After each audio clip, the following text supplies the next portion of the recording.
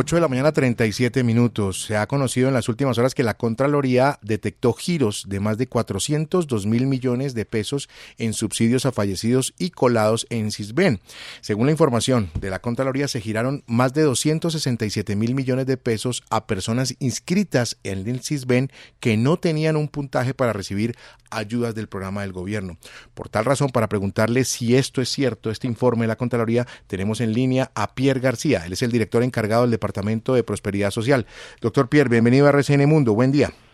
Bueno, muy buenos días, Jesús. Un saludo también a Carla y a todos los oyentes de RCN esta mañana. Nosotros primero queremos dejar claro que Prosperidad Social no se han perdido los recursos de los subsidios de los más pobres y vulnerables del país, y que esto es un comunicado que nos fue allegado en el transcurso del fin de semana, al cual hemos pedido información en detalle y precisión sobre los anuncios ahí contemplados para que podamos nosotros, con la total seguridad que tenemos, hacer el descargo de la información de acuerdo a nuestras bases de datos y demostrar entonces que en ningún momento se han perdido los recursos de los colombianos y que los pagos que se han hecho a beneficiarios han sido realizados de manera correcta. En el comunicado de la Contraloría hace una alerta sobre 2 categorías de colombianos que pudieran haber recibido los beneficios de Prosperidad Social, los subsidios.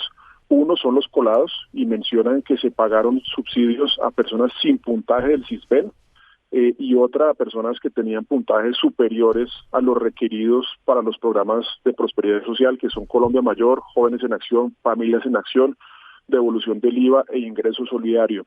Lo primero que le queremos aclarar a la opinión pública y al país es que el Sisbén, si bien es la principal herramienta para medir la pobreza en Colombia y para determinar el puntaje que hace beneficiario a un hogar colombiano de potenciales programas sociales del gobierno, el Sisbén no es la única herramienta para medir pobreza, y de hecho millones de beneficiarios de Prosperidad Social, por norma o por decisión de la Corte Constitucional, son beneficiarios sin tener puntaje del Sisbén. Por ejemplo, solamente en Familias en Acción tenemos más de 1 millón de beneficiarios que son miembros de comunidades indígenas, personas que no tienen puntajes del Sisbén, miembros de fuerzas militares que no tienen puntajes del Sisbén, o personas que figuran en el registro único de víctimas por cuanto son víctimas o desplazados del conflicto armado. Es decir, son poblaciones que deben ser beneficiarias de los programas sociales sin tener puntaje del Sisbén.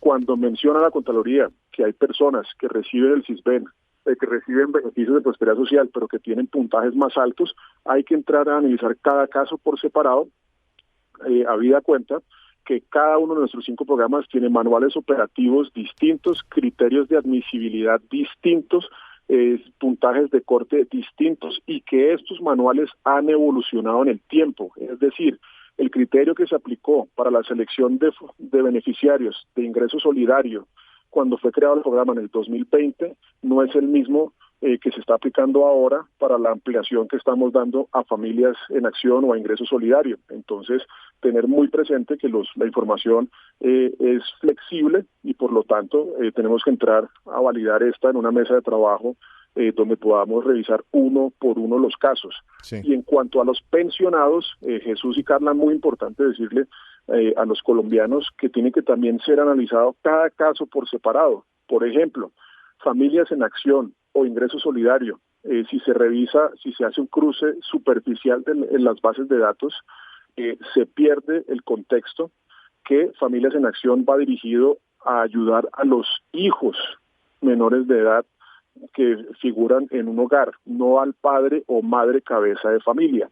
Si el padre o madre fallece, nosotros debemos seguir prestando protección a los verdaderos beneficiarios del programa, que son esos niños menores de edad. Simplemente debemos reemplazar el beneficiario que recibe el pago mensualmente. Por lo tanto, puede aparecer un pago a un fallecido, pero los beneficiarios reales están recibiendo el pago, y por lo tanto no hay ninguna inconsistencia o error.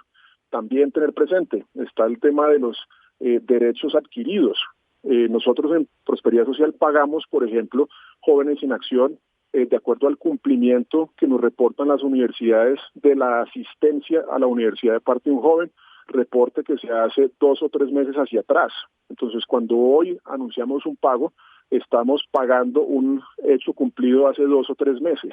Y es posible que ese joven, por dar un ejemplo, haya fallecido después de esa fecha de verificación, pero después de que tuvo el derecho adquirido, porque en ese momento sí estaba asistiendo a clase, por tanto sí estaba cumpliendo con el requisito para ser beneficiario de ese pago, y entonces debemos proceder a hacer el pago. Entonces lo que quiero contarles a ustedes hoy y a los oyentes es dejarles claro que si revisamos la información en detalle estamos seguros y tranquilos que no se han perdido los recursos, que los giros se han hecho correctamente y que los beneficiarios cumplían con los requisitos para el pago de los subsidios de prosperidad social. Señor Pierre, cuando salió la cifra de la pobreza, una de las conclusiones o uno de los aportes que decía el DANE es que los subsidios ayudaron a bajar a esa pobreza multidimensional que reveló el DANE más o menos a inicios de este mes, de mayo. Estamos a 20 días de la primera vuelta presidencial. ¿Usted cree que publicar este informe en este momento tiene algún interés político de atacar al gobierno para afectarlo con estas informaciones que está revelando el informe? Pues yo no quisiera señalar elementos políticos o motivaciones políticas u de otra índole. Lo que sí invitamos a los entes de control a que realicemos mesas de trabajo para poder revisar en detalle la información y aclararle al país, eso sí me parece muy importante, de la opinión pública, que desde Prosperidad Social estamos absolutamente seguros que hemos pagado correctamente los subsidios de los 5 programas, que la plata en ningún momento se ha perdido y que tenemos los protocolos, los cruces de bases de información, la experiencia y el capital humano para estar tranquilos que nosotros manejamos eficaz y correctamente los 5 programas sociales y que la plata que le llega a los colombianos es de acuerdo a su puntaje del Sisbén, que los hace beneficiarios del programa en ese momento, y nuestras validaciones nos permiten tener fe y tranquilidad que así lo hemos hecho, que hemos obrado correctamente. Doctor García, yo no dudo que ustedes están haciendo la tarea, pero pues también es perfectamente posible que haya ciudadanos que pretendan engañar al Estado tratando de mostrar unas condiciones para acceder a los subsidios que no tienen. ¿Qué pasó con el caso de Francia Márquez? Pues Jesús, yo creo que ahí hay 2 casos, hay 2 respuestas. La primera es cuando se habla de colados, tenemos que evaluar muy bien los requisitos de admisibilidad a un programa y también cómo funcionan las mediciones de pobreza en Colombia. Por ejemplo, en el informe de la Contraloría mencionan que hay pensionados que están recibiendo un programa de prosperidad social, un beneficio. Hay que revisar qué clase de pensionados son, porque eso también es cierto para los trabajadores. Hay quienes creen incorrectamente que el hecho de que alguien tenga un trabajo formal impide que reciba un beneficio de prosperidad social. Esto no es cierto, hay que revisar el nivel de ingresos de ese hogar. Les doy un ejemplo, una persona con 5 miembros en el hogar y que tenga un ingreso de un salario mínimo mensual legal vigente o un ingreso de 1 millón de pesos, cuando se divide por 5 miembros del hogar, quiere decir que cada miembro del hogar tiene un ingreso de los 200.000 pesos. Esto puede hacer que una familia esté o en la pobreza extrema o en la pobreza moderada según sus ingresos. Entonces, por lo tanto, pese a que tiene un trabajo formal, es correcto que sea beneficiario del apoyo social del Estado para ayudar a una familia que tiene necesidades. Ya es común y es conocido que no se puede vivir con un cierto nivel de ingresos o por debajo de un cierto nivel de ingresos en Colombia. Entonces, ese colado técnicamente, como lo mencioné, no es un colado, es un verdadero y correcto beneficiario de prosperidad social. Otra cosa muy distinta, como usted bien lo menciona, Jesús, es un beneficiario que haya omitido información al momento de hacerse la encuesta del Sisbén o que haya tomado medidas para defraudar al Estado en la medida que reporta información errónea para poder hacerse beneficiario en programa social. Ahí la responsabilidad la debe determinar un ente de control después de una investigación, y 2, la responsabilidad recae sobre esa persona que cometió posibles ilícitos u omisión voluntaria o involuntaria de información, y no prosperidad social, porque en ese caso seríamos víctimas de una práctica para defraudar a la entidad.